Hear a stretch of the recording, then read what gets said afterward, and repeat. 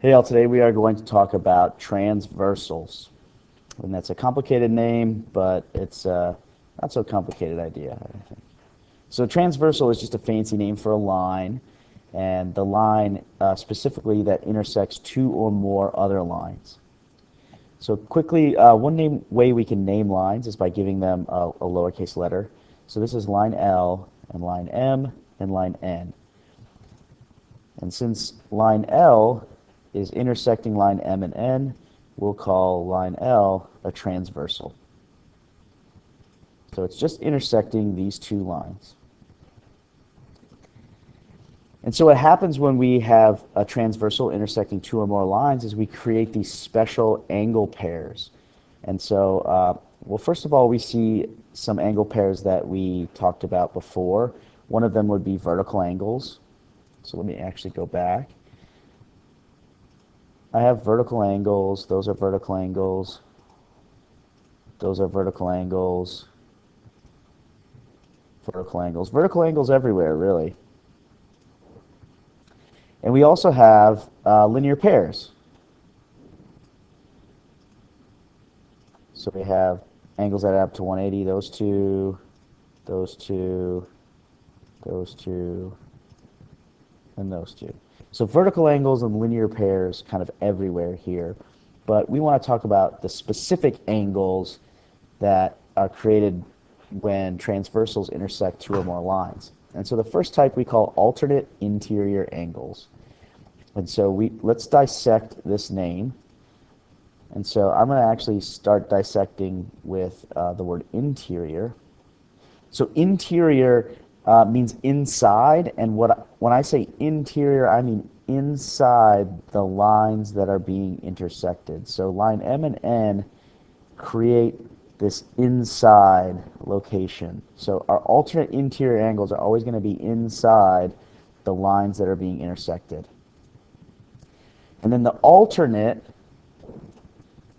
means opposite, or it's close to opposite. So they're going to be on opposite sides of the transversal, and they're sort of going to be on opposite sides of the picture. So if you look at my two green circles, they're inside, in between the two lines that are being intersected. They're on opposite sides of the transversal, and they're also on opposite sides of the picture. And so the green ones are alternate interior. Same goes for the purple X's. They are also alternate interior.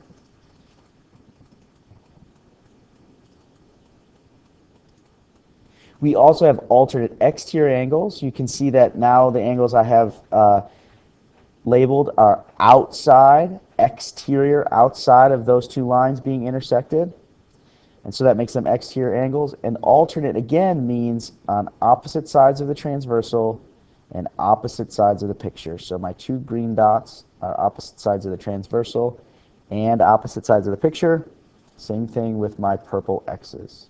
So I have two pairs of alternate interior, two pairs of alternate exterior.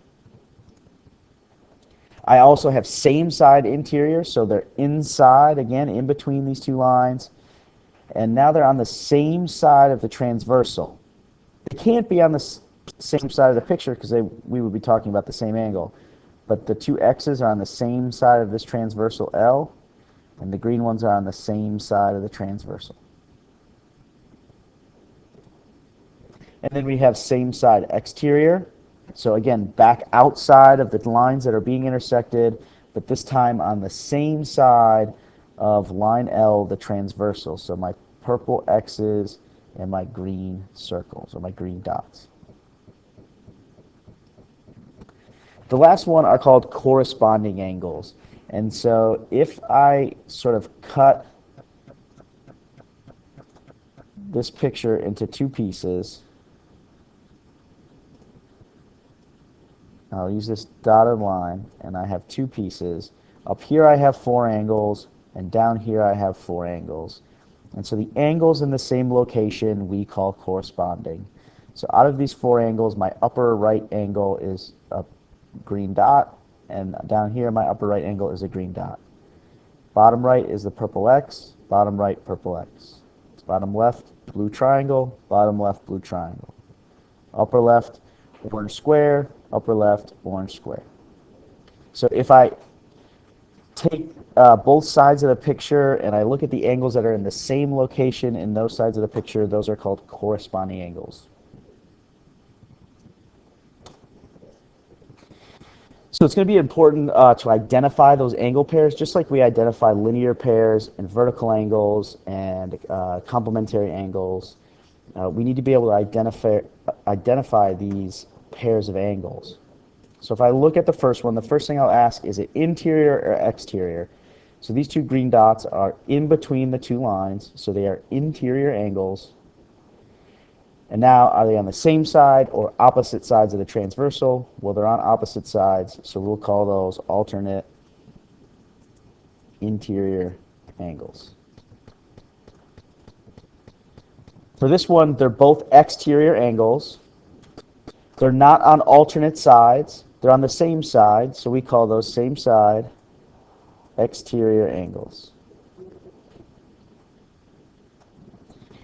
And you can kind of identify corresponding angles relatively quickly because one will be inside and one will be outside. So here I have one in between or interior of the two lines, and then this is one green dot that's outside or exterior. They're in the same location if I broke these four angles up away from these four, and so those are called corresponding angles.